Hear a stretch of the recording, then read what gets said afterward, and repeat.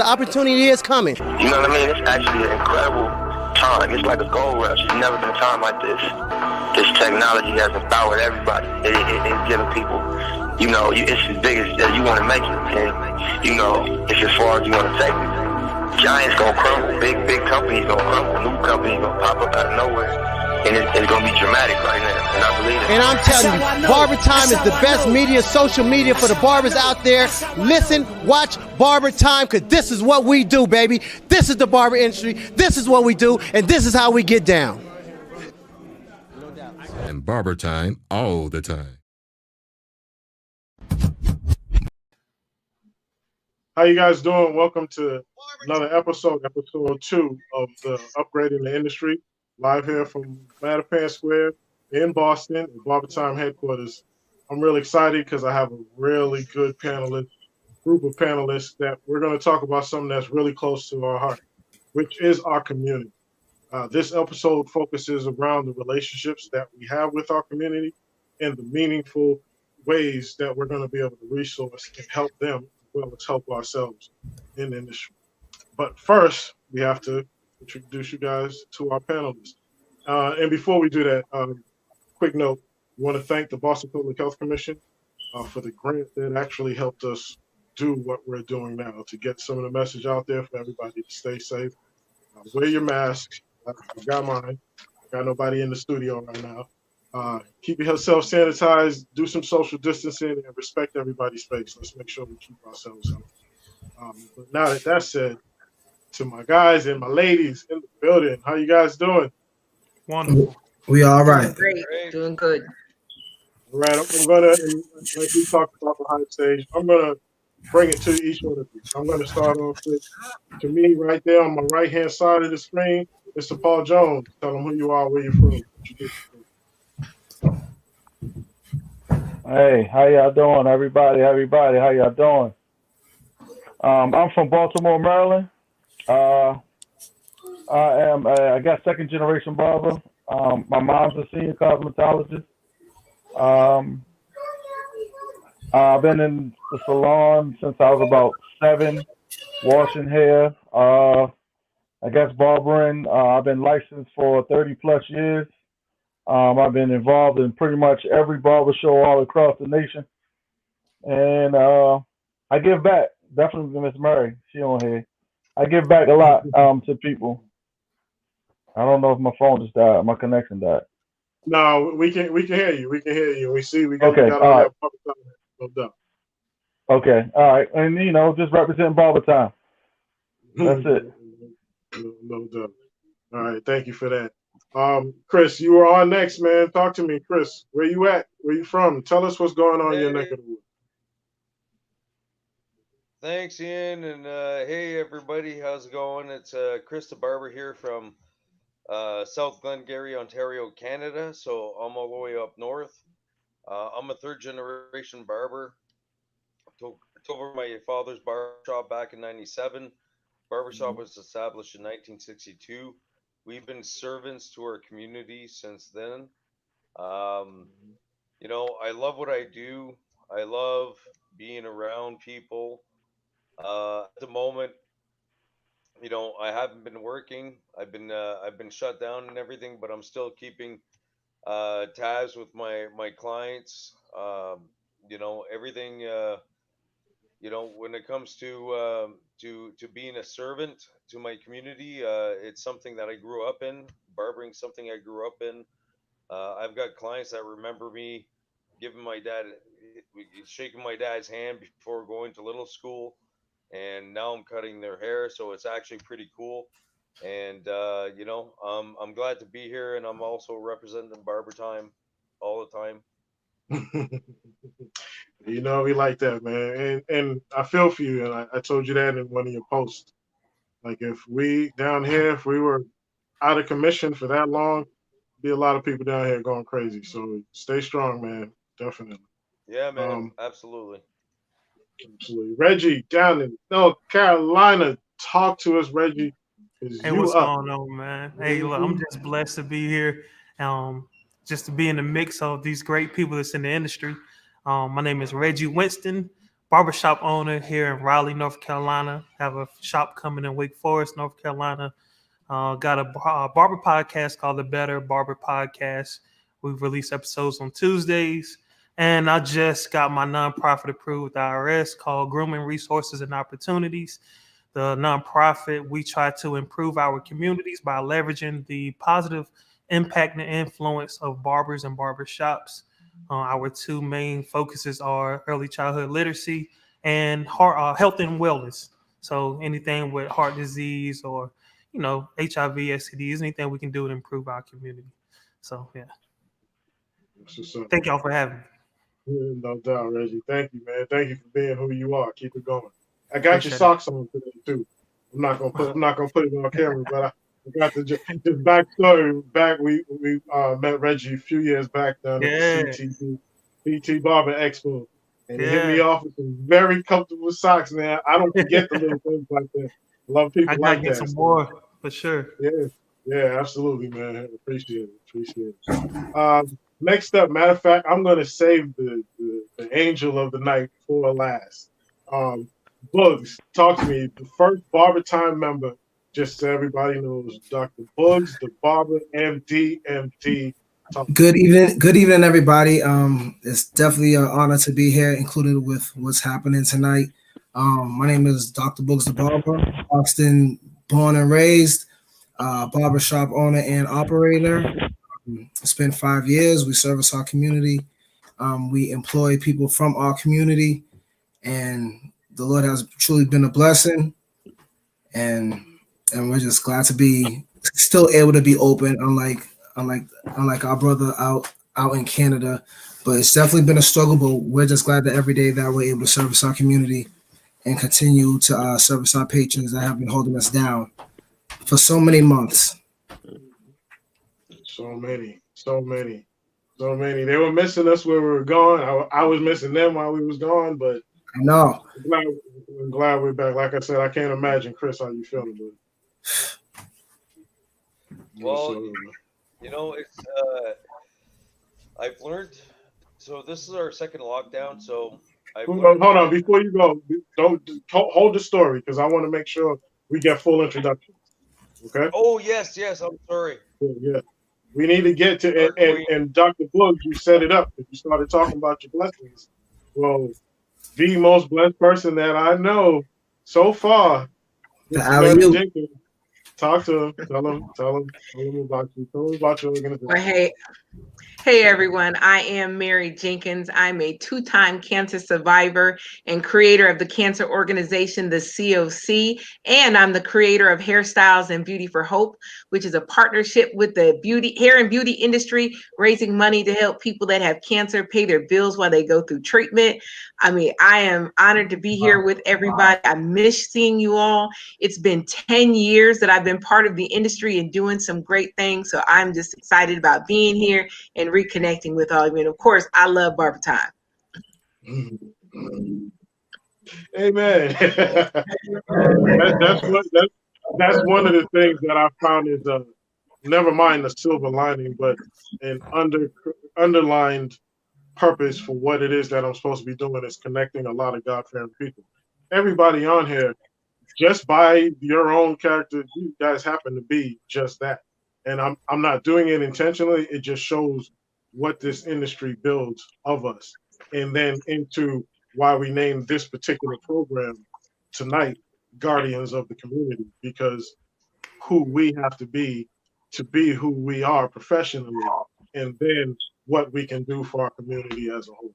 So I'm excited about it. I'm excited that you guys are able to get on and discuss it. But I want to do a little rapid fire of what the community means to you in your shop, where you're at.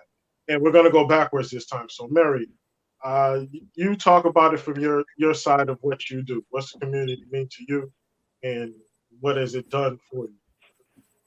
So the community means everything to me. As I said, I have a cancer organization that I founded while I was in treatment, and I found myself unemployed, needing help paying bills. And so I created this organization to raise money to help people. And, it wasn't but 10 short years ago that I had the opportunity to meet Chris Burke and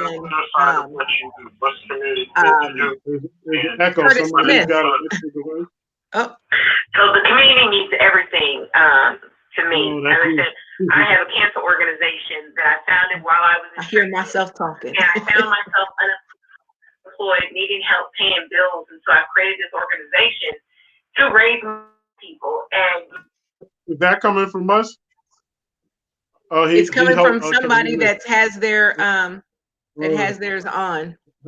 Yeah, exactly. So go ahead, Mary. We got it. Okay. So I was saying it's only been 10 short years that I had the opportunity to meet Chris Burke. And then when and because of him, met Curtis Smith, and that ended up me at a Bronner Brothers hair show where we had the opportunity to meet and just explaining what we do, because barbers and stylists are so valuable to the community, because especially in the world of cancer, when a person's going through treatment and they're taking the chemotherapy and then they lose their hair, oftentimes they'll go to their barber or their stylist to get their hair cut, and they'll tell the story. And the relationships that they have are so phenomenal, because when that person is taking time off from work and they need help paying the electric bill, the gas bill, the water bill, house note, stuff like that, through the relationships that we have, people can refer people directly to us. And so the community is so critically important. The industry is so critically important, because our Hairstyles and Beauty for Hope campaign is our main fundraising stream. And without the industry, there's so many people whose life we wouldn't have been able. We've paid booth rents, so people don't lose their space, and just being able to help them, because we've had some stylists and barbers that battle cancer and they weren't able to go to work. And so they were able to turn to us, and because of people like Paul and Ian and Reggie and other people, all y'all that have graciously given donations, whether it was at the Bronner Brothers show or the CT Expo or the ISSE show or the Exotics Hair Battle Tour for the premier shows, those have been life changers for the people that we serve, and it has made a great impact on the community. Awesome. Mary, you already know how I feel about you. And this particular episode, this backstory, I totally forgot about Mary, guys. I forgot to send her the information for tonight's show. It was impromptu when we had actually spoke a few days back, and I didn't make my notations, but she was supposed to be part of everything with it. So Mary, I'm sorry, but you definitely are like the reason for this particular program today. So thank you. Love you. No doubt. Boogs, talk to us. You. What's going on, everybody? So, what the community means to me. So, quick backstory. I'm from Mattapan, which is literally like 6 minutes from the barbershop, and so I was able to bring my Mattapan clientele into Hyde Park. And so, since then, the Hyde Park community, the Milton community, the South Shore community has really embraced us. And so, without that demographic, and without my foundational clients that I was able to bring in, they've been able to hold me down for the past 5 years, and I was able to retire from my other profession and to go into barbering full time once I had opened up the shop. So I'm so thankful for my community for allowing me to not only build my field of dreams, but I was able to build it, and they came, and they came, and they came, and they came. So my community has been the savior for our shop. We're obviously here to provide services, but without your clientele, without the people that support you, you can't have anything. You can't have anything successful, especially in this industry, without people that are willing to patronize you or your establishment or your services. So our community has definitely held us down, and I'm so thankful that I was able to open up a business in my community where I was born and raised. So just having that shop, or having our shop there in the community that I was born and raised, and I'm still able to service people that I've grown up with and their children, it really hits home when I really sit back and think about it. When I'm not working, whenever that is, when I get the chance. Yeah, we are a people serving industry. Like, there's no way around it. And I have a prayer that I use for the most part every day, and part of it is thank you for allowing me to serve the people as a barber, but then serve the people with y'all through barber time. Y'all have no idea this whole thing serious blessing, 100%. But Reggie, Go ahead and support. Amen. I'm just blessed to be in a small city, which is Raleigh, that's becoming more diverse over the years and every day, basically. We do have our patches of areas that are struggling and need help, but I'm blessed to be in a place where I get to see representation like myself in higher places, city council, mayors, police chiefs. I get to see myself or people that look like me all over this community. So, me being a barbershop, I want to a barber and a barbershop owner. I want to make sure that my barbershop serves the community at a high level, and we raise the bar on what it feels or the experience is like to get a haircut. Not only do they get a haircut here, but they get celebrated here. People get rewarded here. It's just been amazing to be able to serve the people in my area, man. And we have a lot of young Black brothers and sisters that are doing well here and trying to give back and give the next generation something to look forward to. So for me to be a part of that, it was an amazing feeling and it's an honorable experience. But yeah, the community here, man, is everything for us, man. From the churches to the nonprofits to the businesses here, and just the everyday people that all put their hands together and try to carry the load. So I'm blessed to have a great community. Again, that's our position, and it's amazing. We're so intertwined with so many different levels Right. of the people in our industry that by nature it is a blessing to be a barber, to be a stylist. Right. Technically, it very much is. So it's true. Okay, Chris, we're coming back to you, and go into. We look like we got max headroom going on. You guys see some skipping? So I see skipping on my end. I'm sorry, Chris, but go ahead, Chris. Talk to me. no worries, man. Thanks for having me again. And this hits home big time. So Mary, I got to touch base with you in a second, but so like I said, I'm a third generation barber. So my grandfather, father, and myself, we've been intertwined in their community since 1962. Um, we've been involved. I've been involved since I've been a kid. So is my father. My girls were fourth generation born living in my We're house. losing your audio. We're losing you. Get a little closer. I think it is. Sorry. Yeah, there you go. Um, so, uh, so my kids are the fourth generation to live in this house. Um, we, I've been blessed with having a community that I was able to serve. I've known these people for several generations. I've got three, four generations of families that have come to me.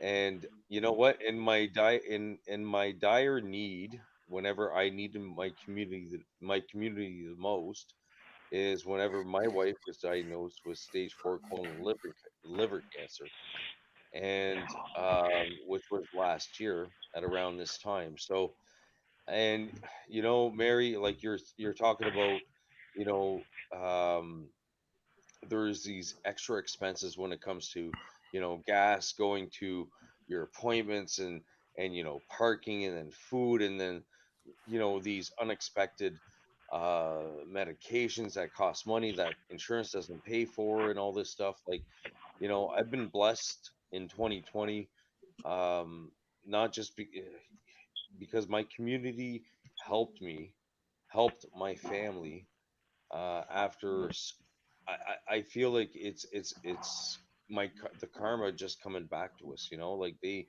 helped us with it could be like frozen lasagna, so I would put it in the oven and heat it up for the girls and have it ready so I can go visit, so I can leave my house and drive an hour away to go visit my wife at the hospital. And so yeah, just little things like that. I feel like if it wasn't for myself being in the position where I am, where I'm a barber and not serving my community, I feel that it wouldn't have come back to me, because normal people wouldn't have had this treatment.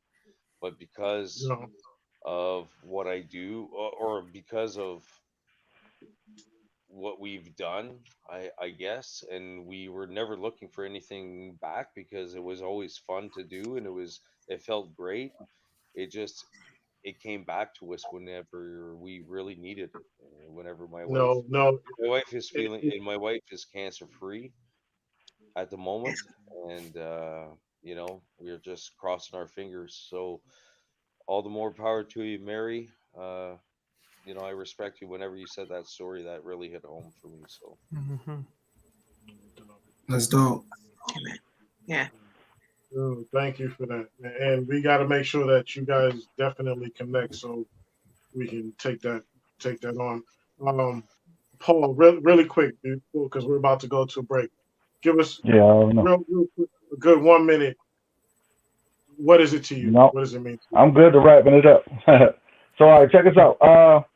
Baltimore is the place where everybody always give a negative stereotype. So, my job is to get in the industry and show people that Baltimore is the greatest place ever, because that's what I do. I said I've been in Baltimore my whole entire life. I've been in barbering my whole entire life. So my thing is I give back. My thing is giving back to the community, giving back to the youth, giving back to anybody that's willing to help us grow and the youth grow forward.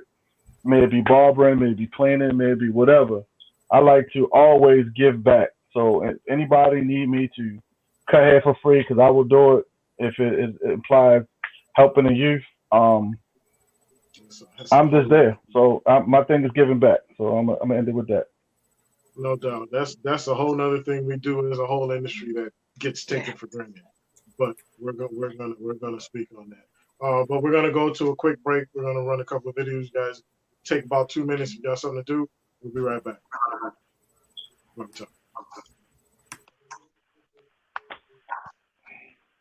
guys go to the video. We are here for one purpose, and that's barber love, for us to progress and take this thing to the next level, as high as we can take it.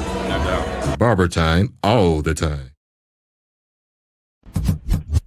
I'm DL Master Barber. If you want to follow me as DL Master Barber on Instagram, it's dlmasterbarber.com. And I'm telling you, BarberTime is the best media, social media for the barbers out there. Listen, watch BarberTime, because this is what we do, baby. This is the barber industry. This is what we do, and this is how we get down.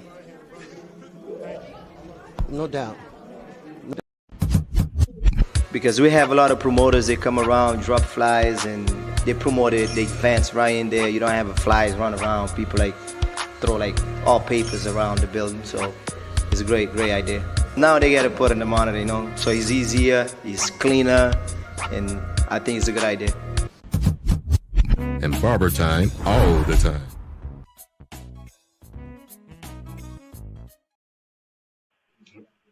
All right, how you guys doing? We're back in the headquarters, BarberTime headquarters.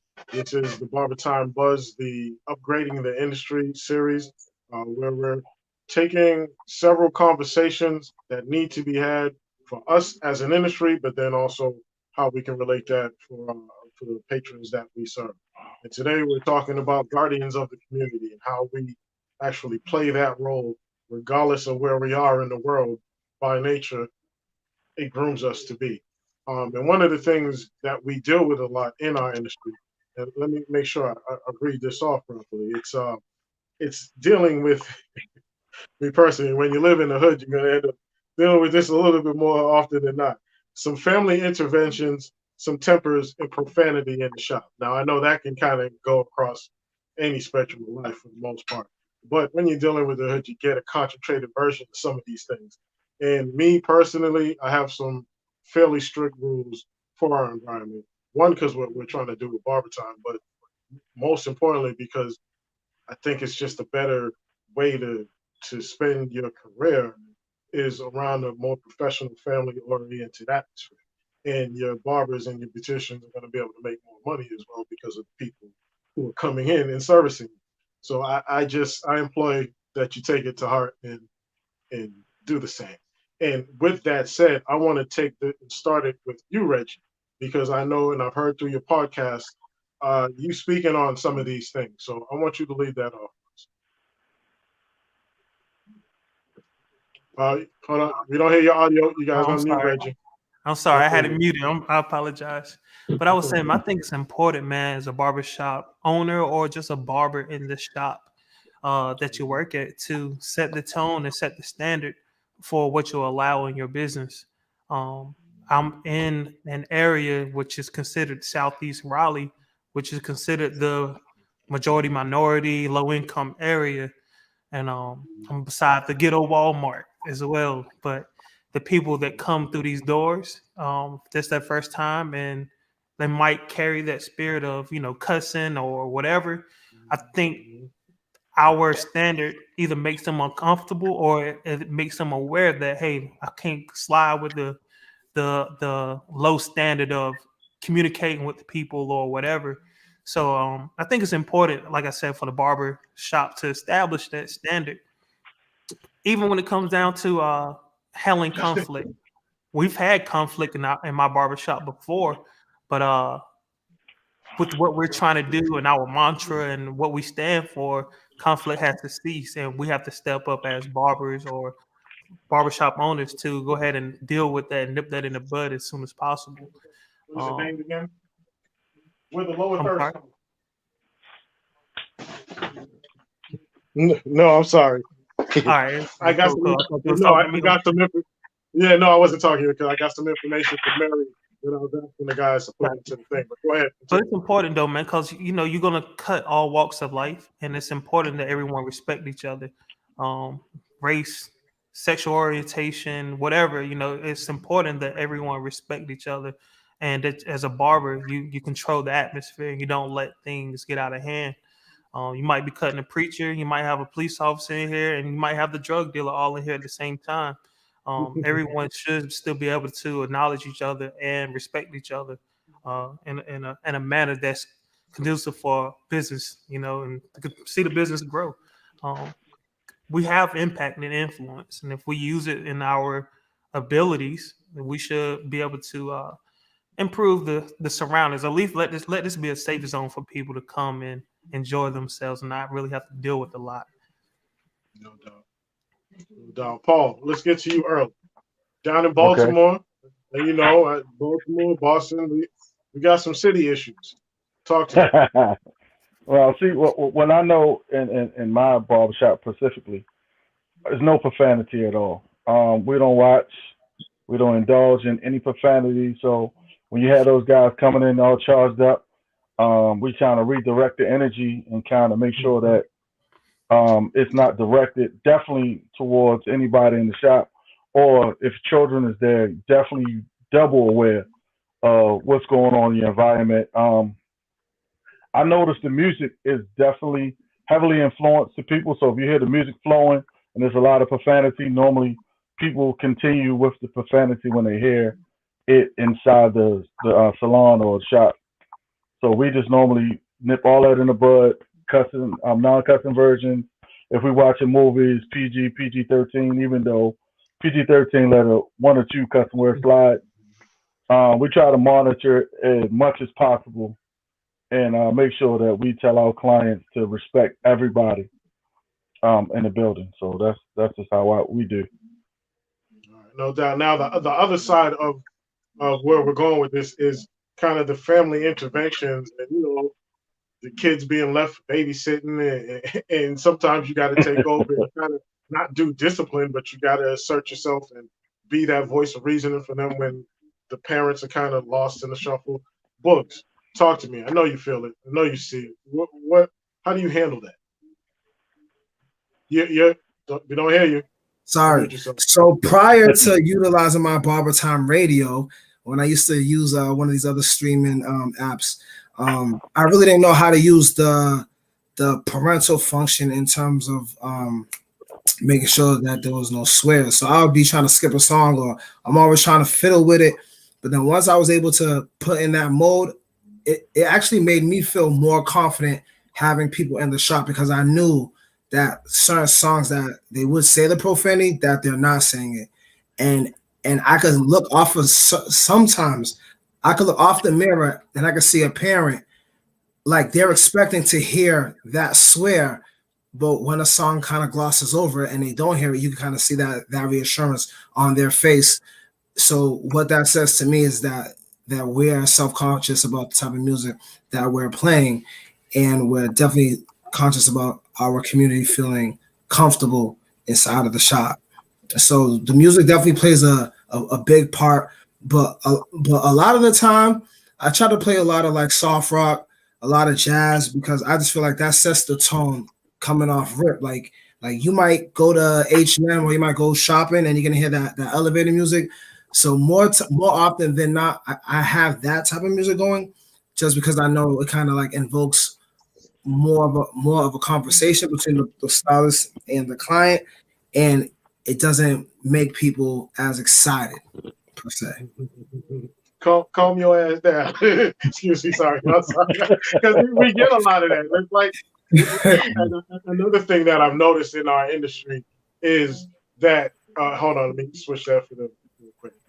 I noticed in our industry is that we are a lot of A-type alpha mentalities, but that again, that's another thing that's necessary of us. So it puts us in a very unique position where we're quite confident and direct, and we take assertiveness, but we're also extremely caring and there for people.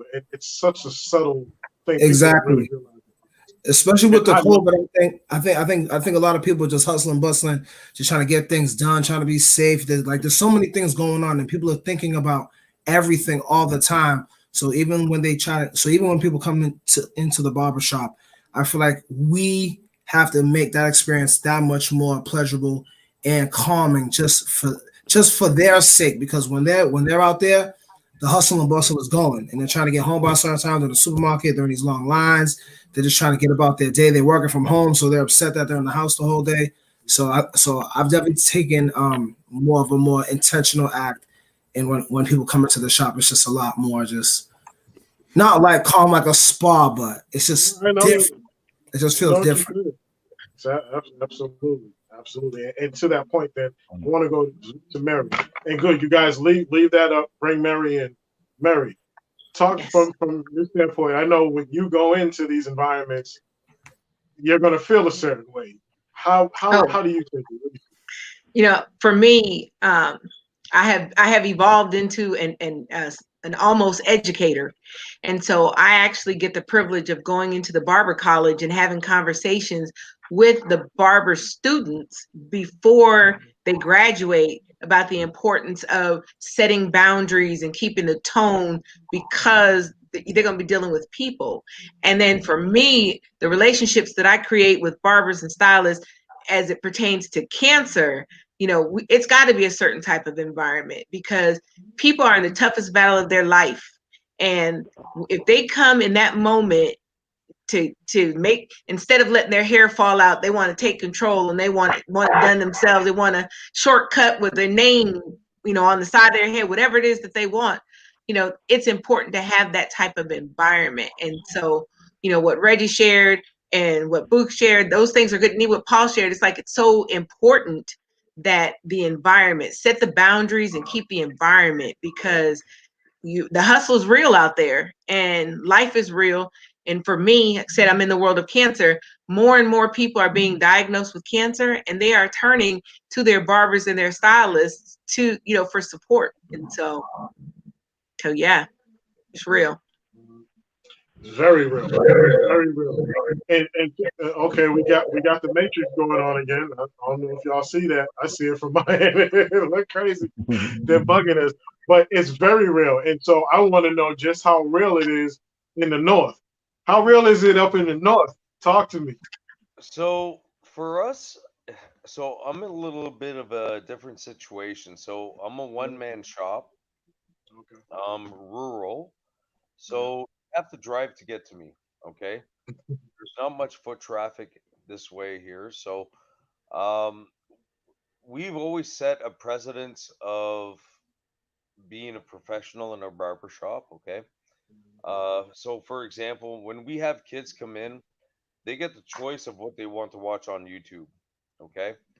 I always do the cut of the day with the kids, so I put that on Facebook. The kids love it. When it comes to profanity, so for example, my father stayed open till 9 o'clock at night on Friday nights for the farmers down here or up here. So after 5 o'clock at night, I don't generally have kids. I have construction guys. I've got farmers and stuff like that. So, there's no kids involved. Like, I run a tight ship. Like I said, I'm a one-man shop. So I usually tell the guys, like, hey, let's calm down. But, I've been here for 24 years. They kind of know how the rules and regs are here. It's always positive. We're always having a good time. And they know that when they come here, they're not going to be judged. But at the same time, they have to be respectful with the people around them, right? So for me, it's a little bit of a different situation in comparison to being in a big city. But at the same time, I'm blessed that I'm in a small area. But again, we still have our morals, and we still have kind of our moral compass that guides us. So, and I try to influence that in the shop. So, but what about Friday evenings at about 6 o'clock when hip hop and barbershop comes on, and then we got the Biggie jumping off? I'm sorry, this is the behind the scenes story. Chris is definitely he's helped a lot with some of the programming, and one of the ones is hip hop and barbershops. He loves the hip hop and barbershops. Oh yeah. And he has a listed in the shop, and he requests some music that it threw me off in the beginning. I was like, you listening to that? And he does. So yeah, tell him the truth about some Friday nights after 5 o'clock. Oh yeah. But no. After 5 o'clock, it's no. I was just messing. We have a good time, and it's fun. It's clean fun, and at the same time, I mean, there's that camaraderie, right? So absolutely. And by the way, hip hop and barbershops is a clean program. Sometimes we've had some slip ups because the DJ gets into it, and and miss the record, and and there's shout out on the radio. Sorry about that, E, but it's part of the process of building. As long as you acknowledge it. Yeah, absolutely. And we're trying to build it right, but it's going to take a lot of intake, a lot of you guys information. But hey, look, even PG-13 got custom in it. Even PJ-13 got PJ-13. What up, PJ? But no, we're about to go to a quick break. We got another 2-minute break, and then we're going to come back on the other side and discuss the last segment of what we're doing, which is, let me pull it up really quick. We went to the interventions, the environment which is conducive to solicitors and our entrepreneurial prowess because of who we are. So when we come back on the other side, we're going to talk about that in a minute. All right, take it to break, guys. BarberTime is serving others, people who are not able to make this trip, people who are not able to pay to get on a flight to come here, people who are not able to even have the understanding that they need to be at an event like this. BarberTime brought it. BarberTime is the reason why that I am able to speak to the masses, because it's you guys' venue, your camera, your mics that let me speak louder than just standing here at this barbers convention. It's time for you barbers, I'm calling your name. It's time for you stylists, I'm calling your name, to prepare yourself for the opportunity, because the opportunity is coming. And I'm telling you, BarberTime is the best media, social media for the barbers out there. Listen, watch BarberTime, because this is what we do, baby. This is the barber industry, this is what we do, and this is how we get down.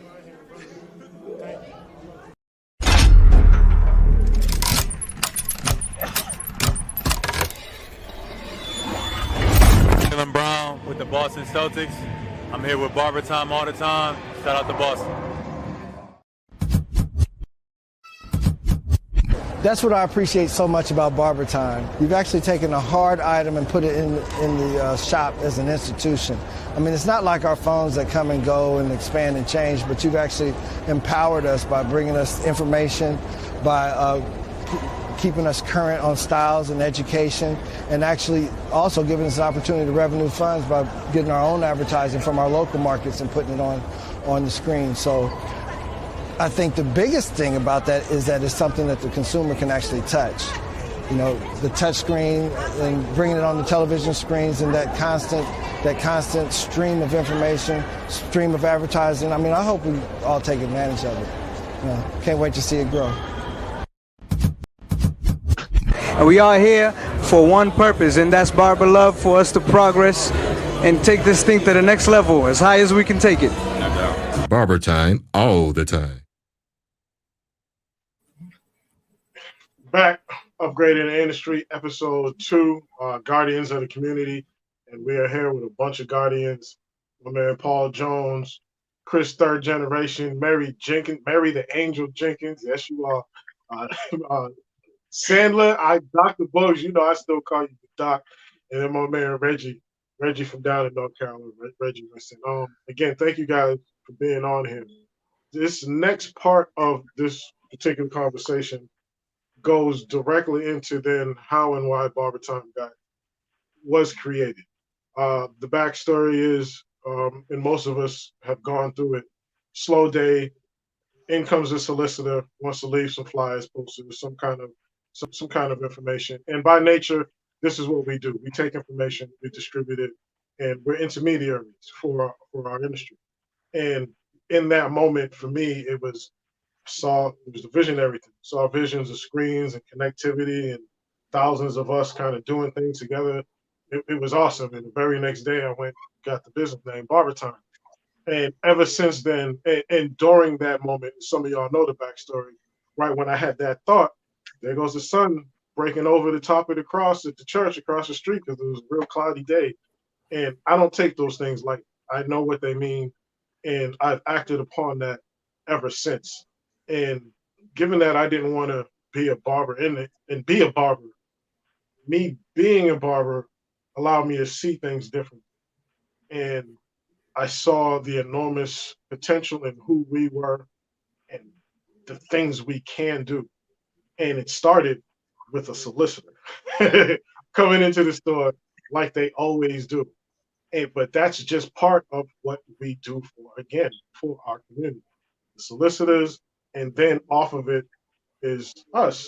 We're very entrepreneurial. Like a lot of us have side things that we do just because, partly because we can, the industry, the career gives us flexibility, but it's our talents, skill sets that bring us to it as well. And my thing with BarberTime is to make sure I harness as much of us as possible. And this part of the conversation is derived in the moments and what it means to actually be that intermediary for your community, and then being the entrepreneur that handles it. So I want to throw it off and eeny, meeny, miny, mo. You, Mary, you start this conversation. I know it's a little different. Well, it's a little different, but it pertains to us because I can remember when I first started, and with coming to these different shows and meeting so many barbers, and you know, they were like, Mary, we want to have your information in our shop. And I'm like, okay.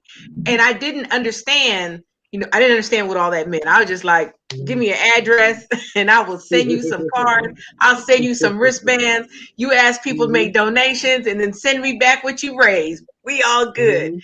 And that was truly a blessing. But I didn't realize that was going to be a start of something even more, because it was the barbers that allowed us to put our information in the shops that helped spread the word. So when it was time for people to come to the shows, they were like, oh yeah, I seen this in my barber shop. And I was like, really? I was feeling all the love.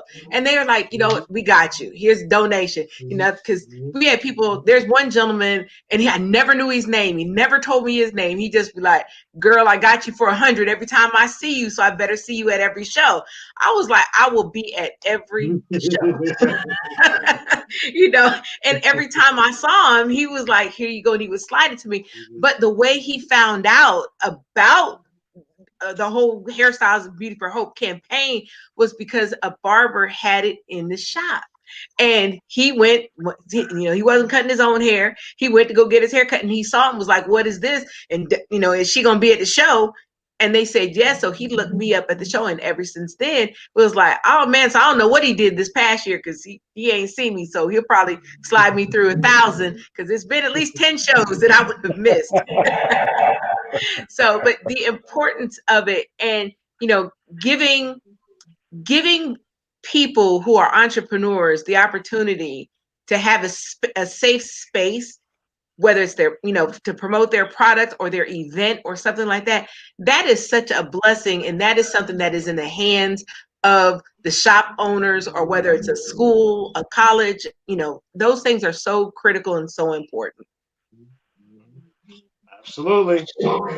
You tackle it from a different angle, which is good, and it kind of creates the whole point in what this is all about. And so, thank you, Chris. I'm gonna go to you because there's two people in particular that got to kind of close this segment up. No problem. So I'll make this quick. So I grew up in the shop. The barber shop's attached to the house that I grew up in. So it was always I always knew it was a place where people would get information, right? So, for example, whenever I first started my career, I had a cork board with business cards, right? And everybody would put their business cards, and and I've always had people call me and say, "Chris, who's the best electrician that you would know, or who's this person that you would know?" Or, for example, we would have a straw poll for our municipal elections. So, the barbershop was, it was instrumental in information on certain elections. And so with that being said, now whenever you introduce me to BarberTime, first of all, it was basically like it was like a virtual cork board with business cards, right? It had entertainment, right, from our industry, which I love. It had great music. So, I'm playing this type of music in my shop and stuff. And plus at the same time, I get to I get to highlight certain people in my community that owns businesses. And again, whenever these things, it could be the cork board with the business cards, or it could be barber time, right? So they ask us, well, what do you know about this person? So we get to, and because we're the guardians of the community, because we cut these people's hair, we've used them we've used their business, we're able to diverse information to different types of people, and good information, because like we're trusted people. And I learned that at a young age, and I'm using that now, and I'm blessed that I finally found my purpose. So Yeah. that's what I have for you. Well, I totally agree and understand it because I felt the same way. And then to your point on the platform and what it does, that's exactly why we built it, kind of so we have control of our environment because we know our community. So instead of letting all these big media corporations dictate to us kind of how and what and wait for what, we're supposed to harness our own. And we have some exciting stuff. We have some exciting stuff coming. I can't wait to have you guys test it. We've been waiting for a long time to get to this point, but the developer is going to make it. But before we get into all of that, that's actually for the episode 4. Next week, make sure. Matter of fact, I want to throw this out to you guys. Next week, we're going back to the first topic we had, which was deregulation. And Paul, keep this in mind. We did my marketing team and I, because we're trying to get this investment to do this proper, figuring out the numbers for the industry. They're saying there's 80,000 shops and salons in the United States, and only 4,500 of them barbershops. can you guys believe there's only 4,500 barber shops in the United States? That sounds real stupid, right? Right. And then think about the licensing on that as well. So how many of those people that's in those barbershops are licensed? It says there's 152,400 or so licensed barbers, but only 4,500 barbershops. The math says that, what is that, 33 barbers per barbershop? I'm like, okay, we have some serious defragmentation going on in our industry, which is another reason why we kind of have to find some glue to be together in what we do. And the glue with what we're trying to do is media. For one, to be that distributor locally, but then also collectively, nationally, and then create the content for ourselves. So then we can create the residuals for ourselves. So that a little side note, but it still comes from our position in the community and why it was born. You know what I mean, for the most part. So let me get back off track, and I want to bring it to Paul. We're not going to let you end it this time, Paul. You're going to be second to last. Paul, you go ahead. That's cool.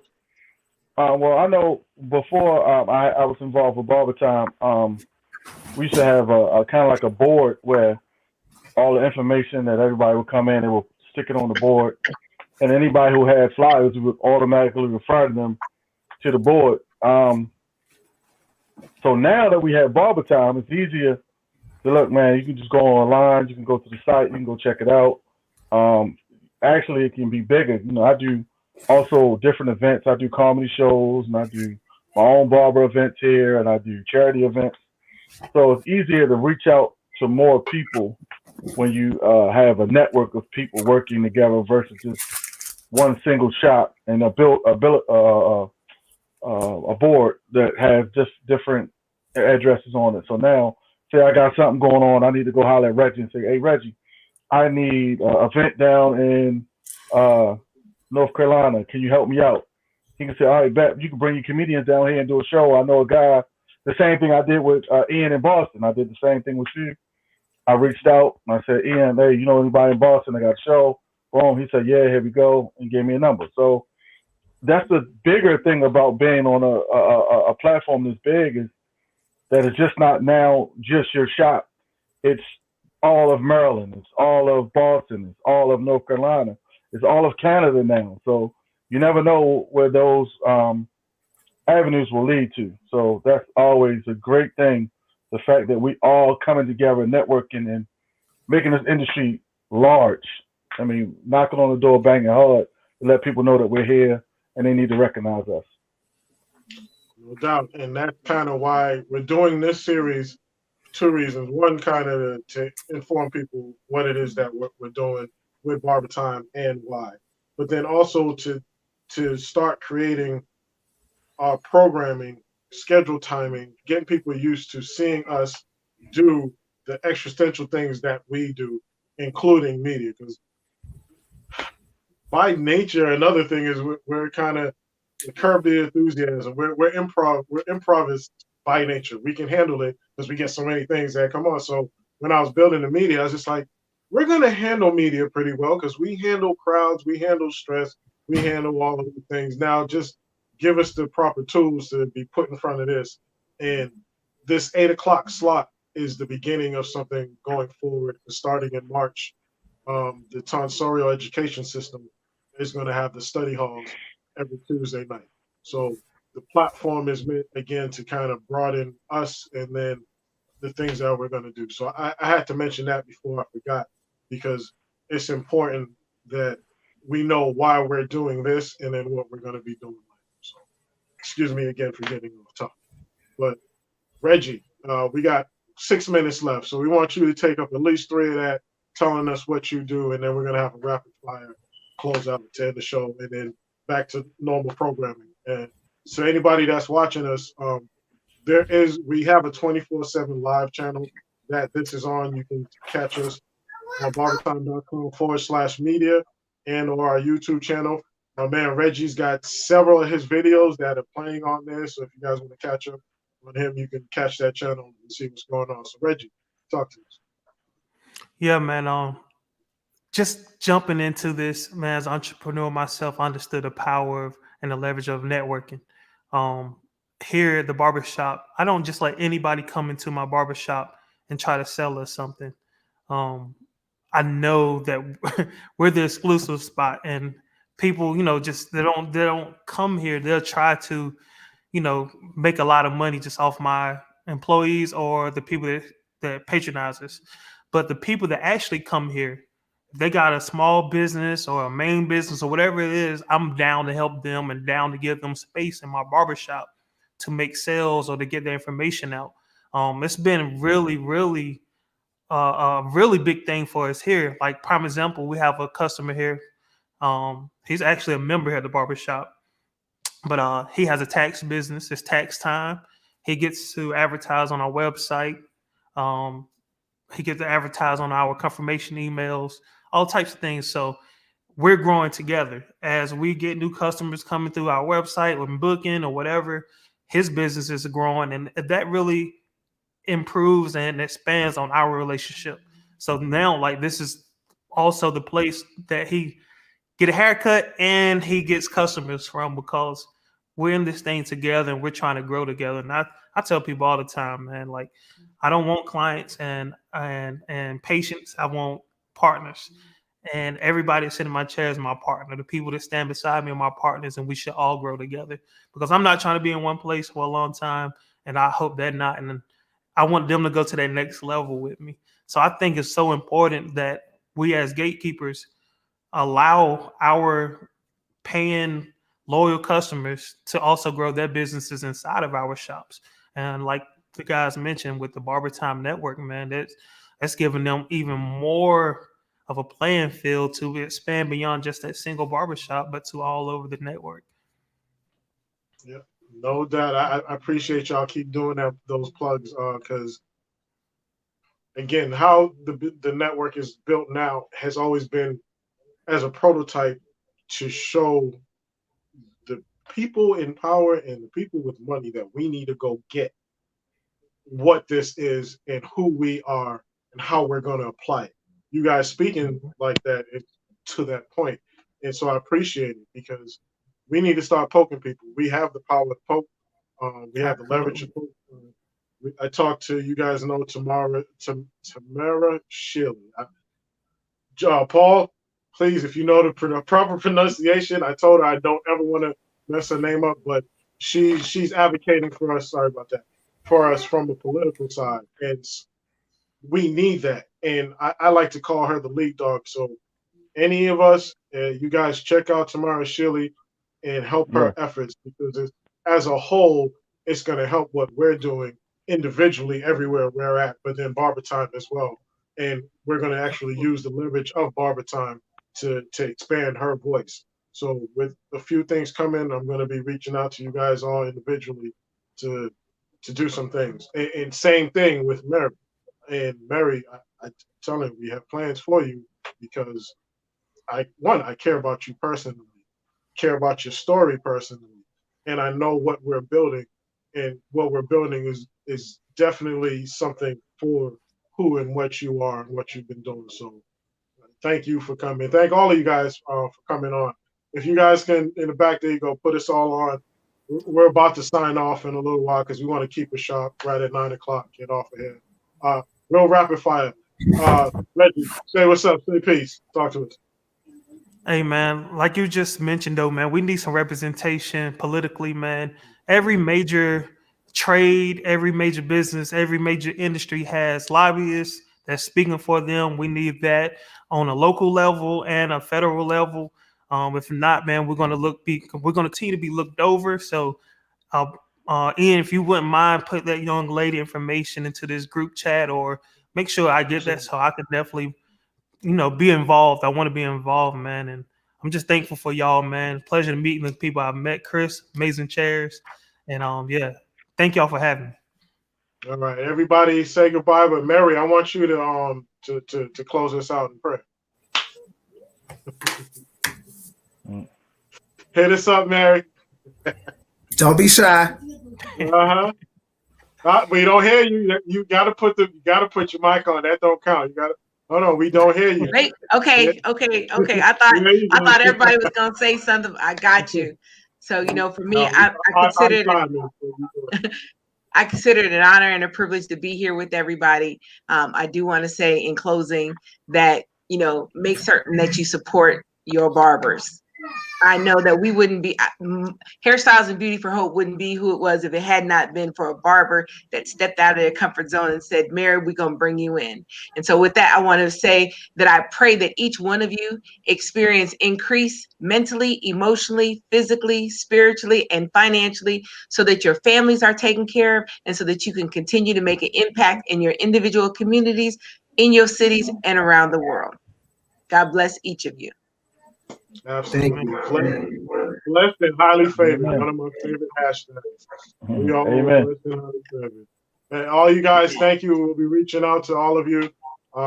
This is awesome, man. I appreciate all of you guys. So can we? So Ian, can we do like a group email or something that has everybody's thing on it? So if I want to contact Chris to get like 10 of those capes, I got you. get 10 of you know what I'm saying? It'll be safe. Give me like 15 minutes after the broadcast. Yeah, for sure. Everybody will do. All right. You guys, man, take it easy and barber time all the time. Barber time all the time. Have a good evening. Time all the time. All right, guys. Close us out.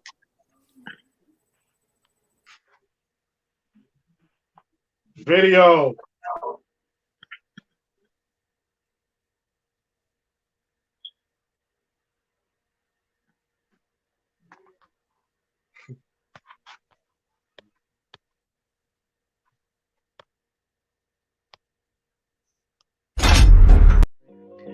I feel like it's a looming question mark. What's the new business model? And to me, you know, the people that lead to that answer and lend their intelligence, they hustle, their efforts, their mind power, they, you know, whatever they can offer to that question, introspection that, coming up with an answer to that, I feel like that's one of the most important things. Right now, I think it's the business model creators of this new era that's going to be able to be the titans of business moving forward. People that create the new business models. I feel like the giants are going to be the ones who create the business models. That's what we trying to do with this proud pay. Fuck the little man. And, you know, this disruptive multimedia.